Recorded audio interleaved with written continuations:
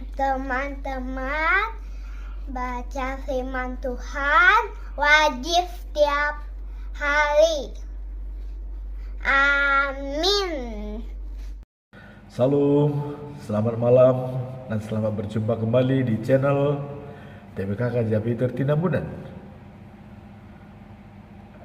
Firman Tuhan pada hari ini, hari yang ke-211 tahun 2024, tanggal 29 Juli, diambil dari kitab Mazmur pasal 97 ayat yang ke-10.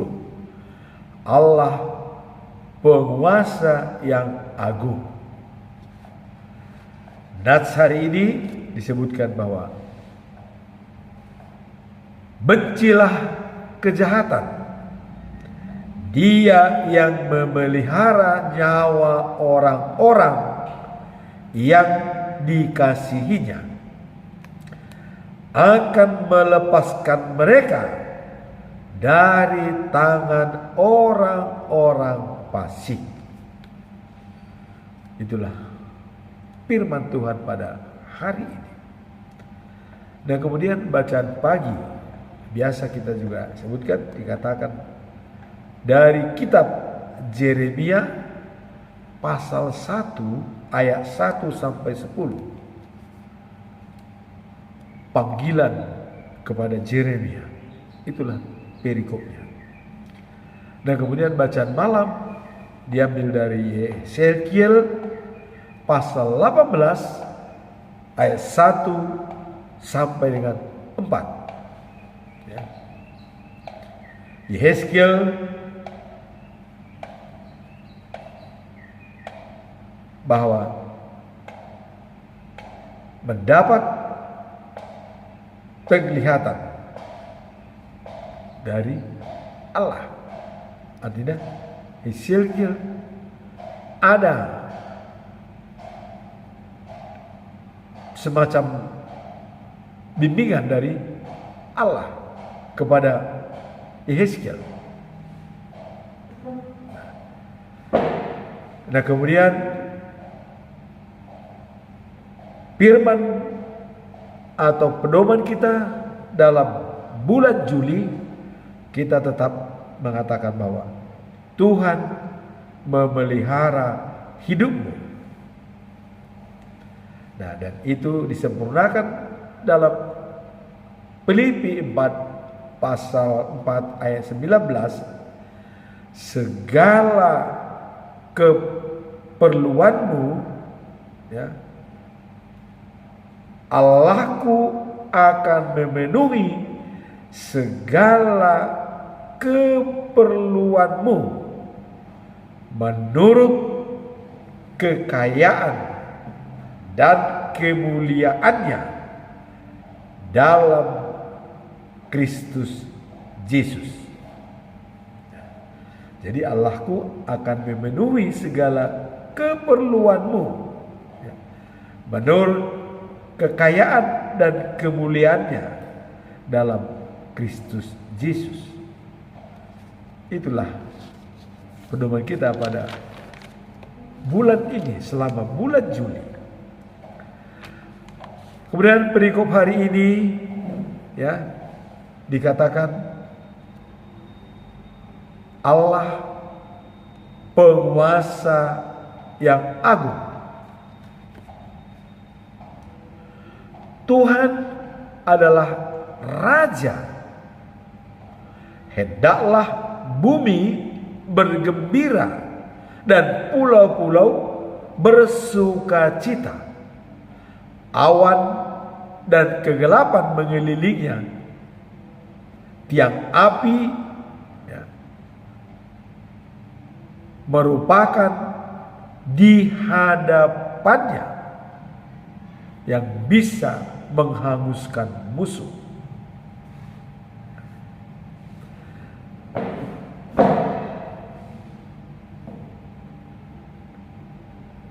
Ketaatannya memerangi dunia, bumi gembira melihatnya. Jadi kelihatannya ya bahwa memerangi dunia, bumi gembira melihatnya. Apa maksudnya ini? Gunung-gunung meleleh seperti lilin di hadapan Tuhan, penguasa seluruh dunia. Langit mewartakan keadilannya dan semua bangsa melihat ya, kekuatannya. Apa yang dimaksud daripada semua orang yang menyembah berhala akan dipermalukan? Yang membanggakan barang-barang yang tidak ya berguna, semua dewa-dewa akan sujud di hadapan Tuhan. Jadi semua orang yang menyembah berhala akan dipermalukan ya. Yang membanggakan barang-barang yang tidak berguna, semua dewa-dewa akan sujud di hadapan Tuhan. Inilah kalau sudah Allah penguasa yang agung. Kemudian dikatakan penduduk Sion dan kota Yehuda ya, semuanya ketika mendengar keputusan Tuhan, sebab Engkau saja Tuhan penguasa seluruh dunia bumi. Engkau agung melebihi segala dunia. Itulah Allah sebagai penguasa yang agung. Ayat hari ini mengatakan, hai kamu yang mentaati Tuhan, bencilah kejahatan.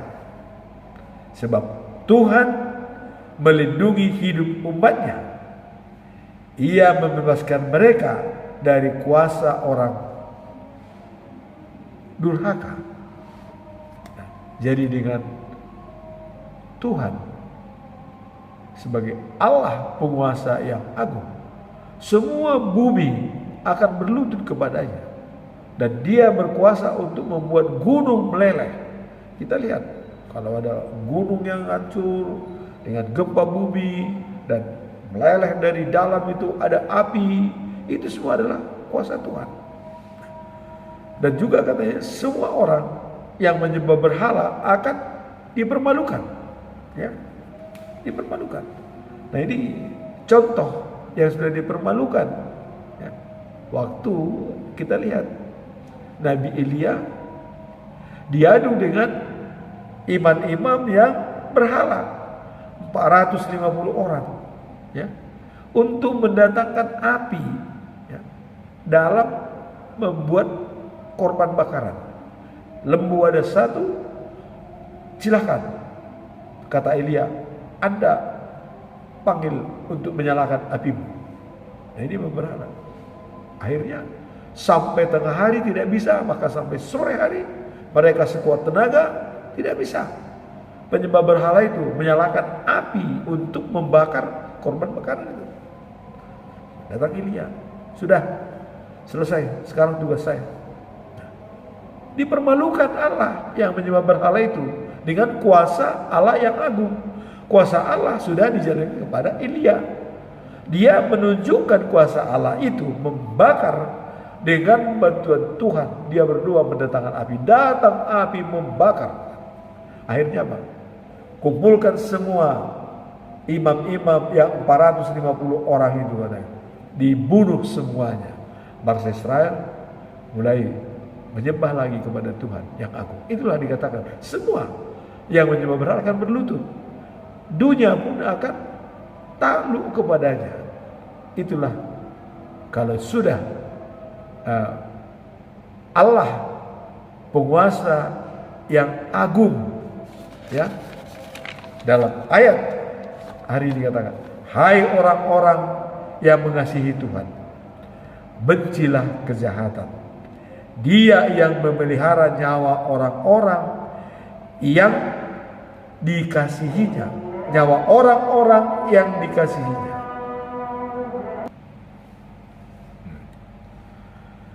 Akan melepaskan mereka dari tangan orang-orang fasik. Jadi, hai orang-orang, ini adalah merupakan ajakan daripada pemazmur atau Daud. Hai orang-orang yang mengasihi Tuhan. Jadi kalau sudah mengasihi Tuhan, bencilah kejahatan. Dia yang memelihara nyawa orang-orang yang dikasihinya akan melepaskan mereka dari tangan orang-orang fasik. Jadi sudah jelas himbauan ini untuk dijalankan. Bencilah kejahatan. Inilah himbauan dari perikop ini, bahwa Allah penguasa yang agung dan yang menyembah berhala akan dipermalukan oleh Tuhan. Seperti contoh waktu Elia, ya, berhadapan dengan 450 orang imam-imam dari penyembah berhala untuk menyalakan api, tapi tidak nyala. Tapi Elia dengan mulus, karena dengan kuasa Tuhan yang Maha Agung, dia bisa menyalakan api. Dipermalukan mereka, bukan dipermalukan lagi, malah dibunuh 450 orang. Itu adalah imam-imam yang bekerja pada Raja Ahab yang menyembah berhala. Nah, kemudian bacaan pagi kita lihat dari kitab Yeremia pasal 1 ayat 1 sampai 10. Nah, ini Yeremia adalah anak Hilkia, ya. Jadi dia salah seorang, ya, imam dari kota Anatot, ya, di wilayah, ya, perjanjian Tuhan berbicara kepadanya. Jadi di wilayah, ya,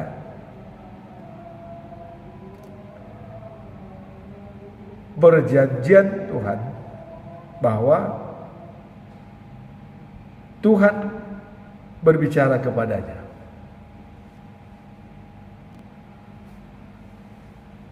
Jadi Yeremia itu adalah anak Hilkia, salah seorang imam dari kota Anatot, ya, di wilayah kota Benjamin, ya. Nah, kemudian pada tahun ke-13 pemerintahan Josia, anak dari Amon, Raja Yehudi.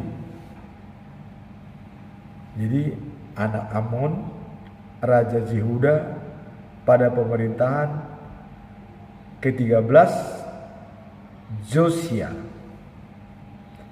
Nah, pada saat itulah Tuhan berbicara kepada Yeremia berkali-kali. Artinya kalau berkali-kali itu banyak, ya. Sampai pada tahun ke-11 pemerintahan Zedekia dari anak Josia. Nah, jadi pada pemerintahan Zedekia, ya, tahun ke-11, ya. Dan pada bulan ke-5 tahun itu, ya, penduduk Yerusalem itu diangkat ke pembuangan Babilonia. Dan kita tahu, ya, pada saat pemerintahan Joyakim, ya, yang digantikan oleh Zedekia, Joyakim dia diangkut ke Babilonia, dan banyak barang-barang dari Yerusalem, ya, dari Yudea diangkut ke Babilonia.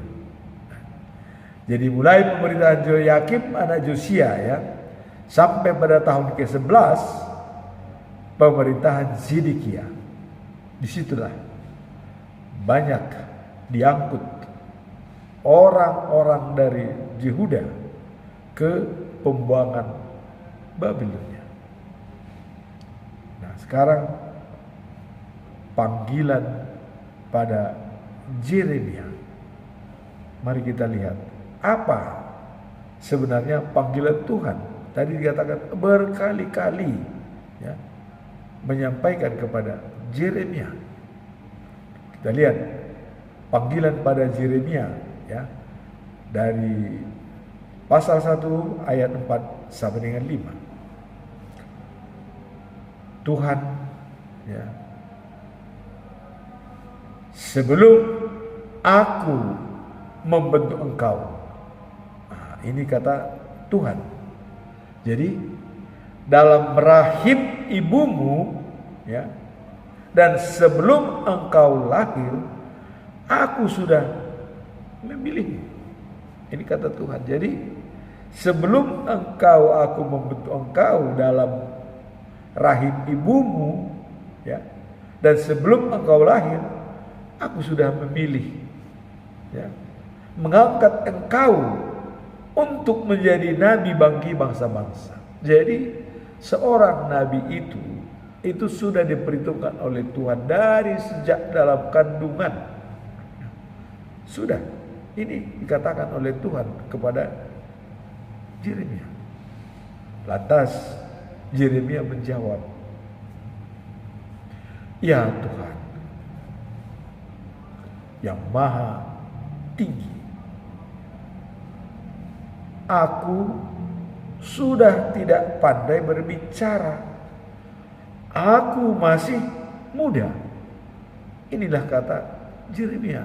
Padahal Tuhan mengatakan, aku sudah memilih engkau dari sejak dalam kandungan, sebelum kau dilahirkan, sebelum kau diciptakan, sudah memilih sebagai nabi untuk bangsa-bangsa.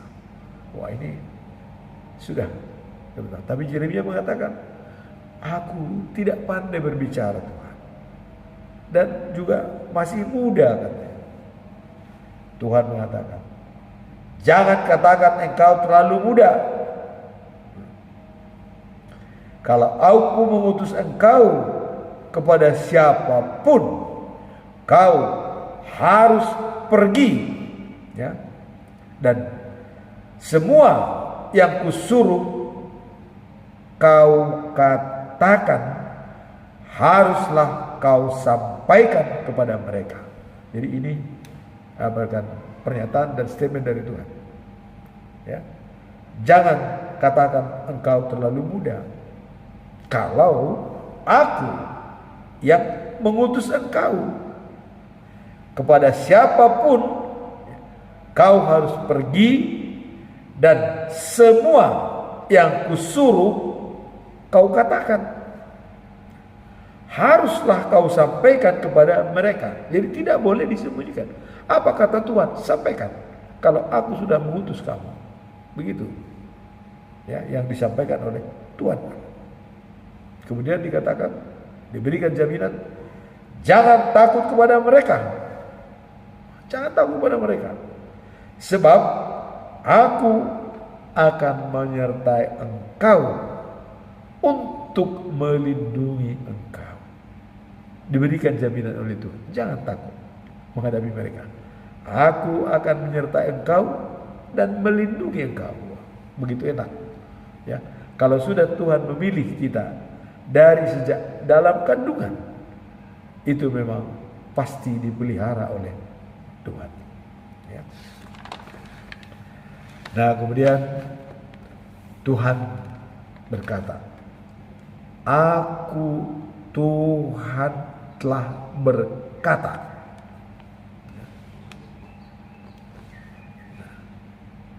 Kemudian keluarkanlah tangannya dan menjamah mulut daripada Yeremia. Jadi Tuhan mengeluarkan tangannya dan menjamah mulut Yeremia. Dengarlah dan umumkanlah kata-kata yang kuucapkan ini. Jadi waktu Tuhan menjamah mulutnya Yeremia, dikatakan, katakanlah kata-kata yang kuucapkan ini. Apa kata-kata yang diucapkan oleh Tuhan? Hari ini aku memberikan kepadamu kuasa atas bangsa-bangsa dan kerajaan-kerajaan.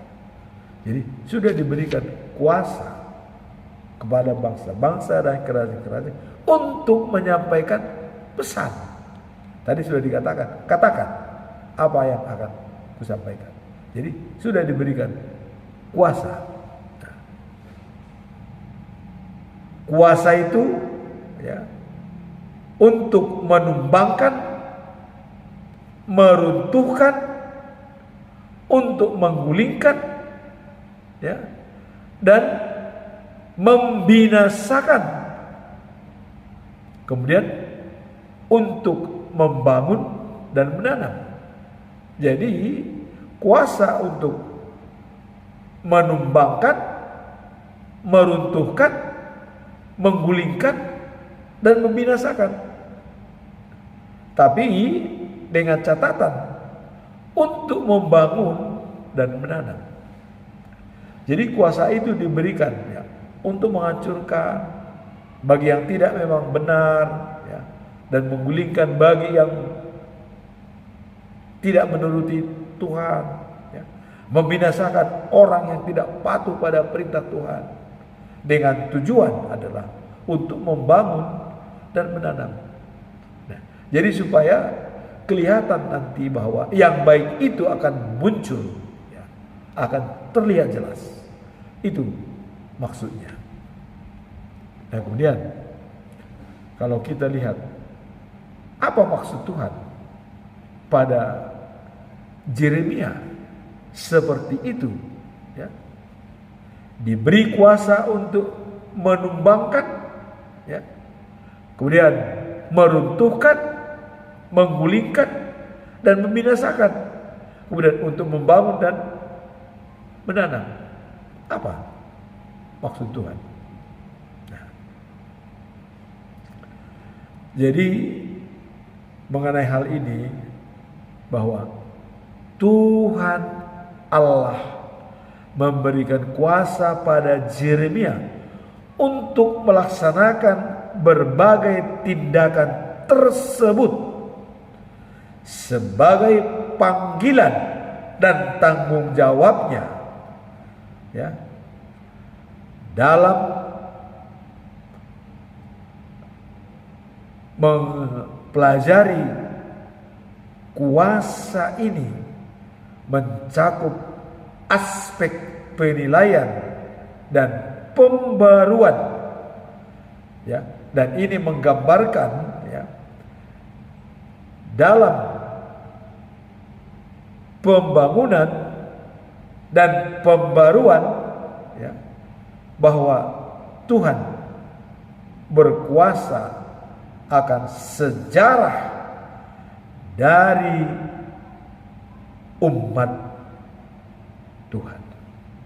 Jadi dengan diadakan seperti itu kuasa kepada Yeremia adalah untuk membuat sejarah kepada bangsa Israel bahwa yang tidak benar itu diruntuhkan, ditumbangkan, tetapi juga yang benar itu dibangun dan ditanam dengan baik. Nah, sebagai tindakan menumbangkan, meruntuhkan, menggulingkan dan membinasakan, ya, itu adalah mencerminkan suatu proses penghakiman terhadap keseluruhan bangsa yang telah menyimpang dari jalannya.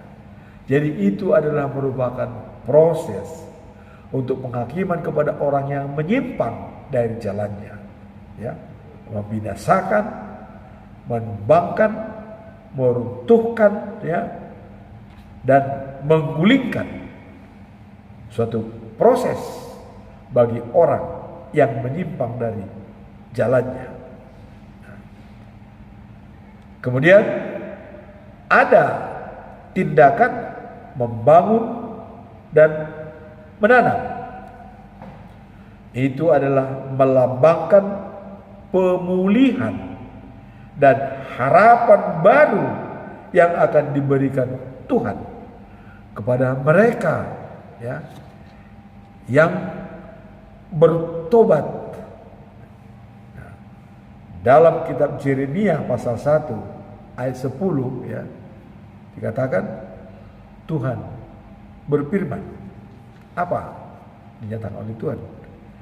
Lihatlah, pada hari ini aku telah menetapkan engkau menjadi seorang nabi bagi bangsa-bangsa untuk mencabut dan meruntuhkan, untuk membinasakan dan untuk membangun dan menanam. Ini menunjukkan bahwa, ya, tindakan tersebut untuk membawa umatnya kembali kepadanya. Jadi ini semua dilakukan supaya mereka bertobat dan kembali kepada Tuhan. Ya, itulah pernyataan daripada Tuhan kepada Yeremia. Kemudian pembenaran daripada kuasa ini kepada Yeremia adalah bentuk tantangan dan tanggung jawab yang besar. Apa itu? Ya. Dia tidak hanya ditugaskan untuk, ya,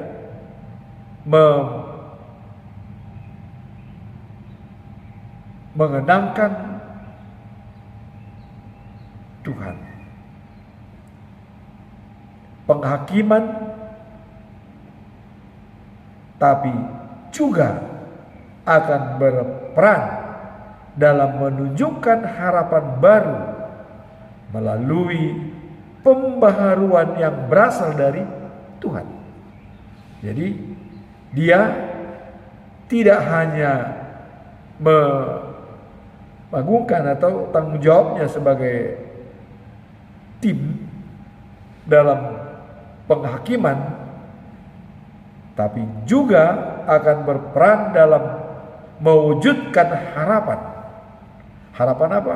Harapan baru melalui pembaruan yang berasal dari Tuhan. Ini menggarisbawahi, ya, betapa Tuhan memiliki rencana yang lebih besar untuk umatnya. Kemudian melalui Yeremia, Tuhan menginginkan agar mereka kembali kepadanya dengan pertobatan dan iman. Ya. Tuhan memberi kuasa pada Yeremia dengan tujuan supaya bangsa Israel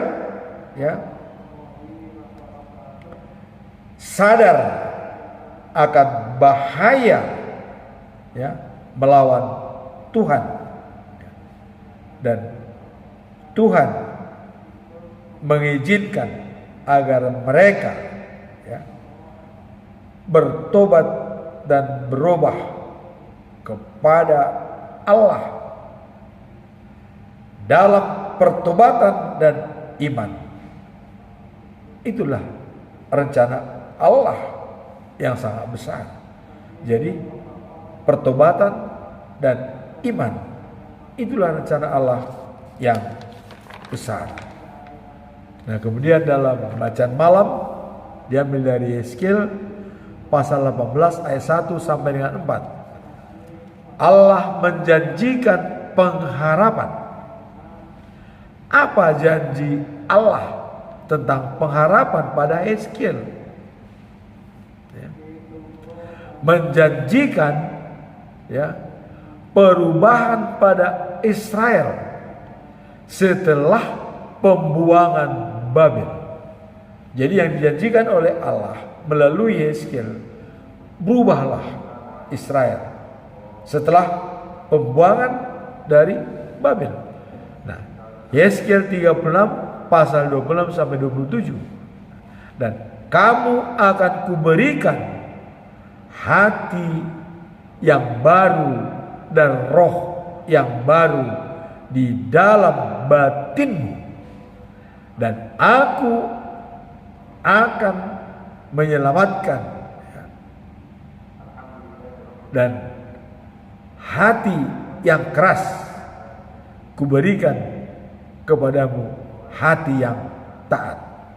Nah, jadi Tuhan akan menjauhkan dan tidak mau hati yang keras, dan kuberikan kepadanya hati yang taat. Jadi hati yang taat, bukan hanya keras, yang taat. Dan hati yang keras, dan kuberikan kepadamu hati yang taat, dan aku akan menjalankan dan merubahmu. Nah, kemudian ayat 27 dikatakan, rohku akan kuberikan diam di dalam batin, dan aku akan membuat kamu hidup menurut segala ketetapanku dan tetap berpegang pada peraturan-peraturanku dan melakukannya. Itulah yang dianjurkan oleh Tuhan. Jadi roh Tuhan akan diberikan diam dalam batin kita dan membuat kita tetap berpegang pada peraturan-peraturan Tuhan. Pada ayat di atas pasal 18 ayat 1 dengan 4 bahwa Tuhan bentak mengapa peribahasa ini terus disebut di negeri Israel. Jadi ada bentuk daripada peribahasa yang selalu disebut dalam Israel. Kira-kira begini peribahasanya. Orang tua makan buah anggur yang asam rasanya. Jadi orang tua makan buah anggur yang asam rasanya. Ini peribahasa di Israel. Nah, kemudian tetapi anak-anaklah yang ngilu baginya. Jadi ini ada istilah karena perbuatan orang tua dan konsekuensinya kepada anak. Ini peribahasa di Israel. Jadi kalau di dalam orang Batak itu dikatakan dang dao tubis yan bunana. Kalau dia jauh akan diharat oleh binatang. Ini selalu memang terjadi pepatah ini. Di orang Batak pun terjadi, di Israel pun terjadi. Nah, tetapi kata Tuhan, ya, dan aku Allah yang hidup. Nah, ini kata Tuhan bahwa Dia Allah yang hidup, Tuhan yang maha tinggi. Apa dikatakan? Peribahasa itu tak akan lagi diucapkan di Israel. Enggak perlu lagi diucapkan peribahasa itu, ya. Kenapa? Karena nyawa setiap orang adalah milikku. Baik nyawa orang tua maupun nyawa anaknya. Orang berdosa dialah yang mati. Jadi dengan kata lain bahwa bukan karena dosa orang tua, itu tanggung jawab kepada anak. Dan memang kalau kita melihat, ya, dosa orang tua sampai ke-13 atau ke-3, ke-4 katanya tetap diberikan Tuhan.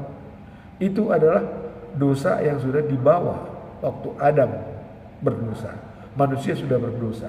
Sehingga itu tetap sampai generasi ke-3, ke-4 tetap tidak akan putus.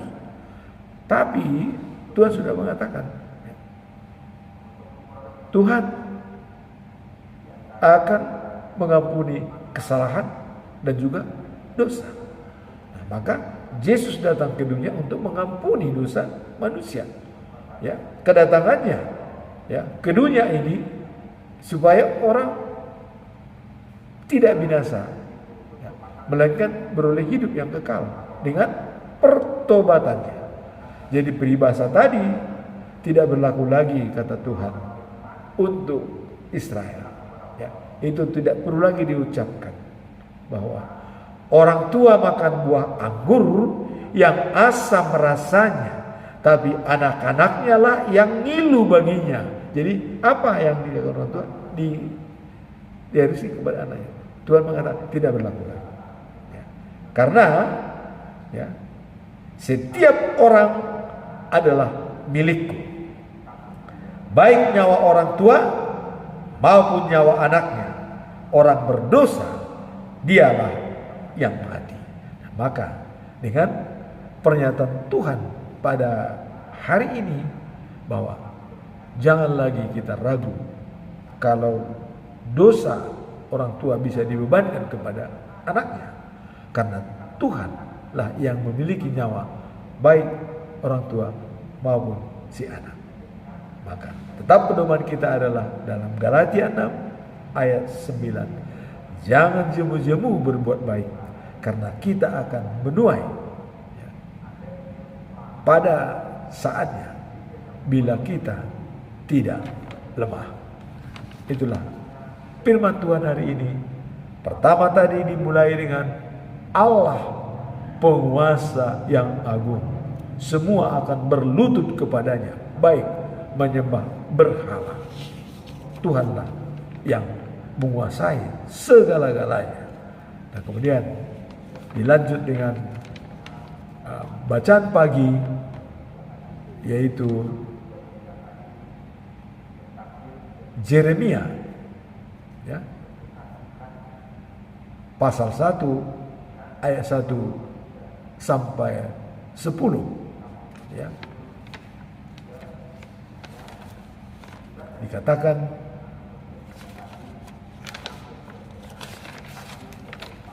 bahwa